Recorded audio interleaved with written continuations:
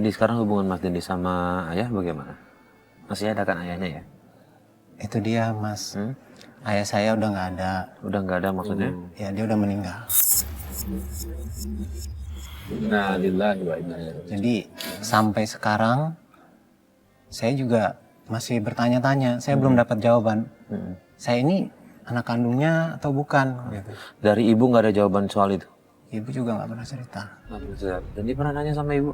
Pernah, tapi dia juga, ya dia sih bilangnya, ya kamu anak kandung. Dia bilang anak kandung.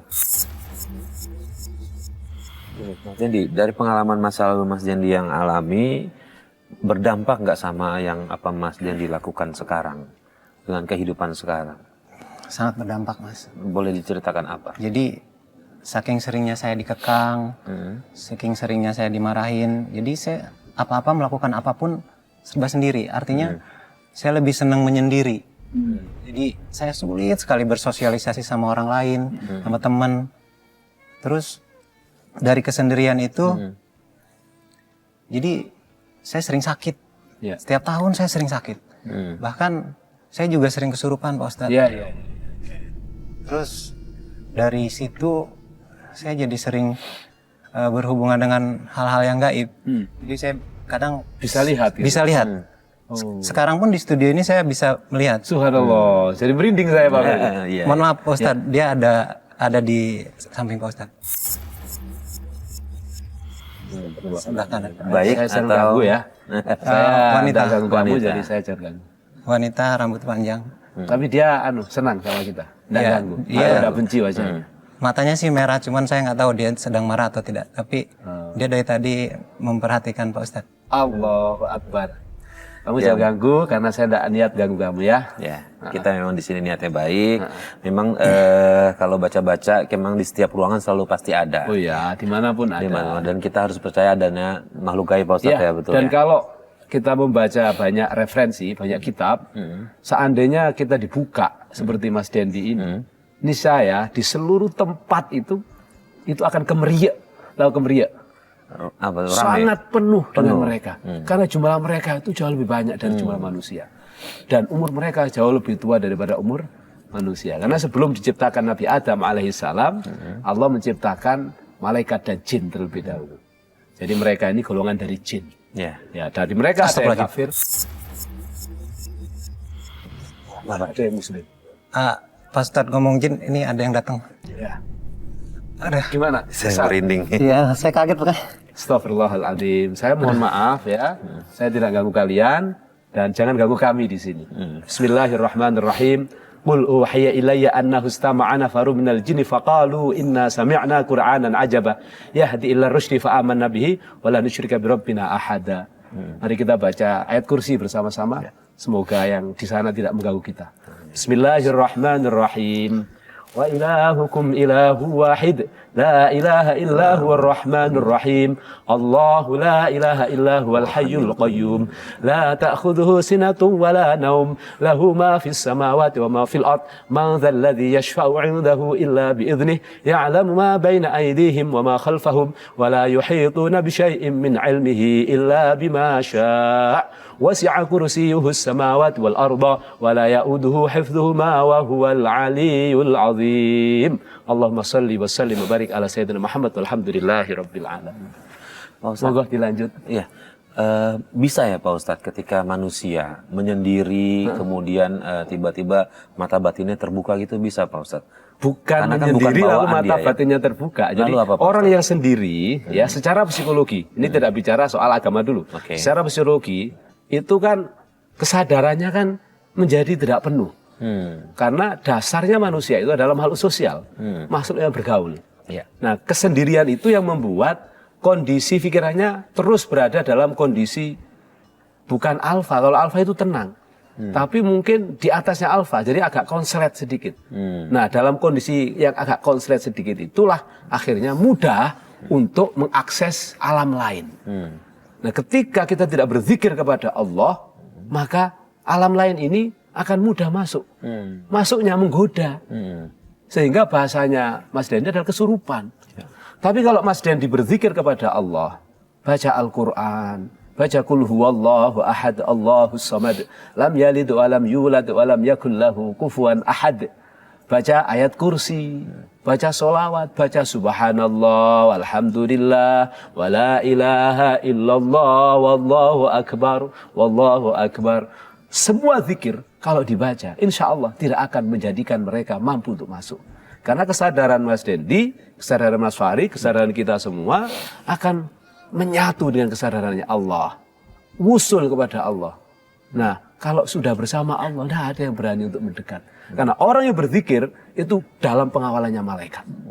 Nah, saya merinding. Apalagi Mas Dendi bisa lihat. Sekarang masih ada nggak?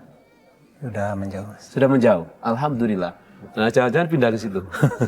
Misalnya. Bisa ya jadi kan? Ustaz. Pindah nggak Mas Dendi? Enggak. Masih sih Pak, agak menjauh. Agak menjauh. Saya sudah bilang, saya tidak mengganggu kamu dan tolong jangan ganggu kami dan jangan ganggu saya. Saya hanya menyampaikan apa yang disampaikan oleh Allah Subhanahu wa taala dalam Al-Qur'an, yang mbah kamu dulu, jin semuanya, mbah kamu dulu pernah sangat takjub ketika Rasulullah mendapatkan wahyu. Yang saya bacakan tadi, qul uhiya ilayya annahu istama'a nafarun minal jinni faqalu inna sami'na qur'anan ajaba. Ya. Begitu. Baik. Nah, Pak Ustadz, dengan apa yang keanehan gaib yang dialami oleh Mas Dendi ini, dengan tadi baca-baca surah yang Pak Ustadz sampaikan itu, bisa demi sedikit mengikis. Pasti itu. Pasti. Saya jamin Mas Dendi, kalau Mas Dendi rajin baca Quran, karena Mas Dendi sudah diberi kemampuan untuk bisa membuka pandangan di luar kesadaran umumnya manusia. Kalau ditambah dengan bacaan Quran Mas Dendi, ini akan menjadi luar biasa. Serius. Jadi kalau saya belum bisa baca Quran lancar Pak Ustadz, belajar baca. Saya belum bisa memahami maknanya. Baca Quran sambil maknanya satu persatu diartikan. Jadi sekarang yang sudah terjadi, terjadilah Mas Dendi. Orang tua sudah meninggal, ya sebagai anak yang baik tetap doakanlah. Saya kira itu ajaran agama kita, agama Islam. Selebihnya bagaimana respon Allah terhadap orang tua yang zalim terus itu, biarkan itu urusan dia, ayahnya Mas Dendi dengan Allah. Tapi Mas Dendi lepaskan kebencian, lepaskan amarah, lepaskan dendam. Karena dengan begitu Mas Dendi akan menjadi manusia baru. Menjadi manusia yang betul-betul kembali bersih dan suci. Dalam arti tidak punya beban masa lalu. Ya, karena kalau diingat-ingat pun, nyatanya orang tua sudah mati. Ya. Betul apa enggak Mas Farid? Betul. Jadi lupakan, sambil maafkan. Nah, efek dari itu semua yang Mas Dendi bisa melihat, itu aja dikawal. Itu aja diasah dengan baik. Tapi dimanfaatkan untuk kebaikan, untuk kemaslahatan. Misalnya, kalau Mas Dendi semakin banyak ngaji, kalau ada orang kerasukan jin, caranya begini. Mas Dendi bisa melihat jin, tentu bisa komunikasi lama-lama. Kamu jangan ganggu orang ini, kasihan. Bacain Al-Fatihah, bacain Qul Huwallahu Ahad, bacain ayat kursi. Jadi manfaat. Nah, Mas Dendi yang tidak mau bergaul dengan orang lain, yang menjadi asosial gara-gara terlalu sering diintimidasi, misalnya, mulai belajar. Give trust to the others. Ya, mulai beri kepercayaan pada orang lain. Oh, aku bisa bergaul kok. Jadi bangun dari kesadaran Mas Dendi sendiri bahwa saya bisa bergaul. Mungkin ngopi dulu lah, ngobrol dulu, tetap kendalikan diri. Baik Mas Dendi sudah menikah? Sudah Mas, tapi gagal. Gagal. Mohon maaf, kenapa gagal? Ya, saya sudah berpisah dengan istri saya, mantan istri saya. Penyebabnya apa? Dia selingkuh Mas. Mas lihat sendiri selingkuh istri? Ya, saya... Dengan mata kepala sendiri? Ya, betul. Saya memergoki dia. Waktu itu saya datang ke kontrakan pacarnya istri saya. Dan saya pergoki dia, mereka sedang melakukan hubungan suami istri di sana.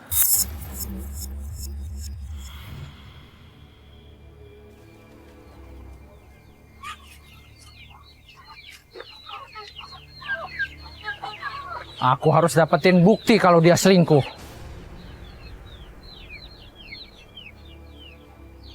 Ini dia kosannya. Keluar lo istri sialan! Keluar lo! Mas Dendi, Sini lo! apa-apaan ini Mas? Sekarang kalian gak bisa ngelak lagi ya? Kalian berdua tangkap basah! Apa-apaan ini Mas? Kalian selingkuh kan? Enggak Mas. Dasar istri nggak tahu diri. Lu berani jangan cewek dong lu. Lu yang kurang ajar. Dasar kenapa cewek lu? bajingan. Kalian memang pantas berdua. Kita cerai.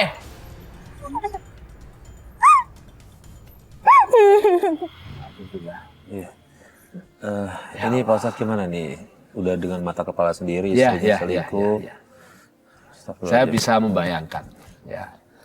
Jangankan kita memergoki dengan mata kepala sendiri, Pak. Kita memergoki istri selingkuh melalui WhatsApp. Ya. Itu aja sakitnya tidak hanya sampai di sini ya, tapi sampai di ubun-ubun. Apalagi sampai kita melihat. Saya kira ini ujian buat Mas Dendi. Ya, sekali lagi ujian. Dan tidaklah orang itu diuji kecuali dia disayang oleh Allah Subhanahu wa taala. Jadi untuk kesadaran ketuhanan, kalau kita tarik tidak dalam kesadaran kemanusiaan kita ya, orang yang diuji oleh Allah Subhanahu wa taala sejatinya adalah orang yang paling disayang oleh Allah. Ya. Maka ketika kita diuji lalu kita sabar, selesai. Berarti kita akan mendapatkan derajat dan kemuliaan yang luar biasa. Tapi kalau diuji lalu tidak sabar, justru kita menjadi jauh dari Allah, itulah kegagalan. Karena setiap kita, Mas Farid, Mas Dendi, pemirsa di seluruh tanah air, pasti akan diuji oleh Allah Subhanahu wa taala. Allah berfirman dalam surat Al-Baqarah, "Wala nabluwannakum bisyai'im minal khaufi wal ju'i wa naqsim minal amwali wal anfusi wath thamarat. Wa basyiris sabirin alladzina idza asabatuhum musibah qalu inna lillahi wa inna ilaihi raji'un. Ulaika 'alaihim shalawatun min rabbihim wa rahmah wa ulaika humul muhtadun." Jadi setiap kita, setiap manusia, apalagi orang yang beriman, pasti akan diuji oleh Allah Subhanahu wa taala. Wala nabluwannakum. Di situ ada la lit ta'kid, nunnya nun lit ta'kid. Artinya ujian itu benar-benar akan ada. Maka tidak ada orang yang bebas ujian.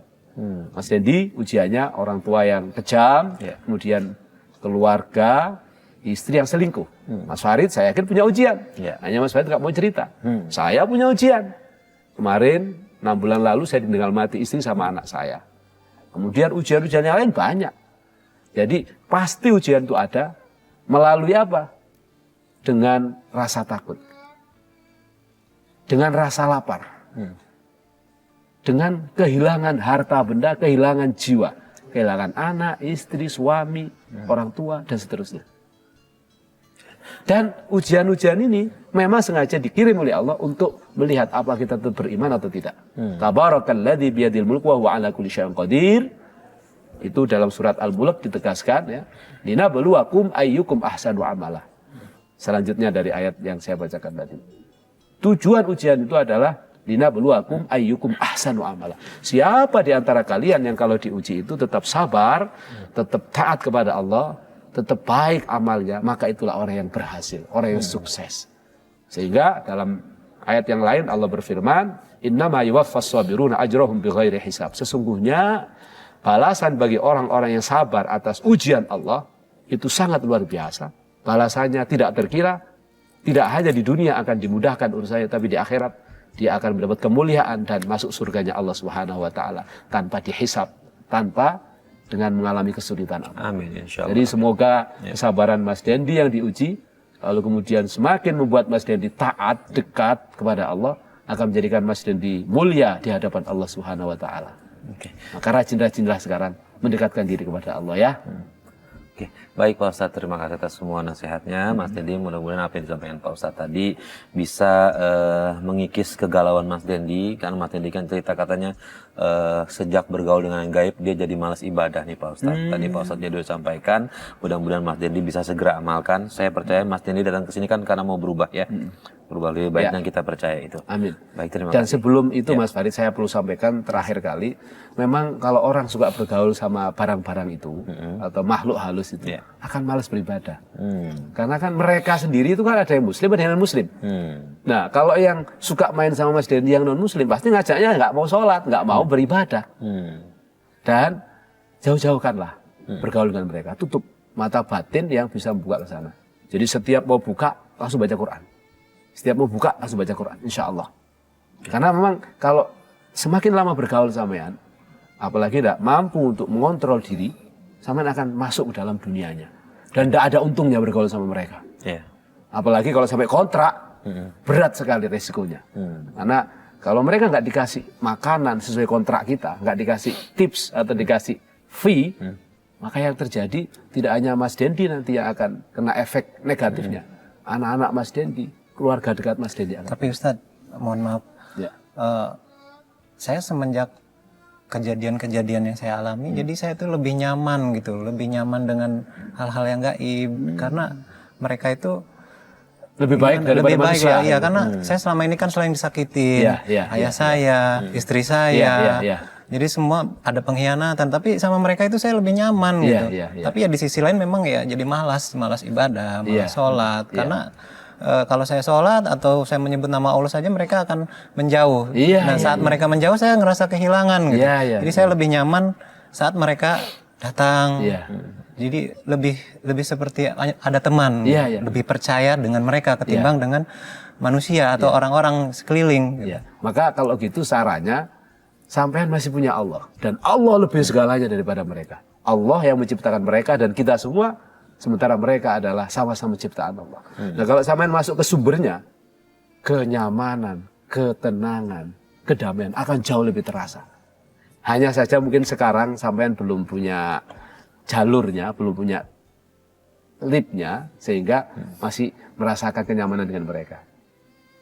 Saran saya, ya karena sampai mencari solusi, dekatkan diri kepada Allah. Insya Allah. Lama-lama kalau sampai serius, mereka akan menyambut kelamanan dari sana. Merasakan kenyamanan, kedamaian, dan keberkahan bersama Allah Subhanahu wa Ta'ala. Insya Allah, amin. Baik, terima kasih Pak Ustadz dan terima kasih Mas Dendi atas waktunya. Dan pemirsa, akhirnya sampai di sini Tawakal. Terima kasih atas kebersamaan Anda. Saya Farid Hasan undur diri. Wabillahi taufik wal hidayah. Wassalamualaikum warahmatullahi wabarakatuh. Waalaikumsalam warahmatullahi wabarakatuh.